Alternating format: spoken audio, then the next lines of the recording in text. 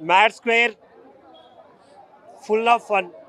Direct ఏంటంటే నాగవంశీ గారు చెప్పిన మాటే, వచ్చామా నవ్వుకున్నామా వెళ్ళిపోయామా, నో లాజిక్స్ నో ఎథిక్స్, ఇంకా వేరేమీ ఆలోచించద్దు. ఇదే ఫస్ట్గా చెప్పాల్సిన మాట. ఇంకొకటి మెయిన్గా చాలా అంటే చాలా నవ్వుకుంటాం. ఎన్ని కుళ్ళు పంచులు ఉన్నాయంటే పడి పడి సీట్లోంచి ఎగిరెగిరి పడి నవ్వుకుంటాం. అది అది తప్ప సినిమాలో నాకు పెద్దగా వాళ్ళు చెప్పినట్టే ఏం లేదు. బట్ ఓకే, ఎంజాయ్ చేస్తాం థియేటర్కి వచ్చిన తర్వాత. నాకు అనిపించింది ఏంటంటే మెయిన్గా సాంగ్స్ కూడా ఇంకొంచెం బెటర్గా పెట్టుంటే బాగుండు అనిపించింది. నాకు ఒక్క సాంగే బాగా కనెక్ట్ అయింది, స్వాతిరెడ్డి సాంగ్. మిగతా అంత మ్యూజిక్ కూడా అంత పెద్దగా ఏం అనిపించలేదు.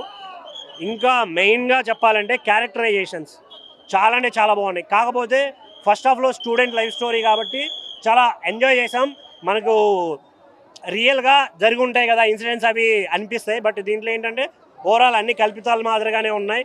ఆ డైలాగ్స్ కావచ్చు, ఇంకొన్ని చాలా ఎంజాయ్ చేస్తాం. ఇందులో బాయ్ క్యారెక్టర్ అయితే చాలా ఎంటర్టైన్ చేస్తుంది, చాలా చాలా బాగుంది.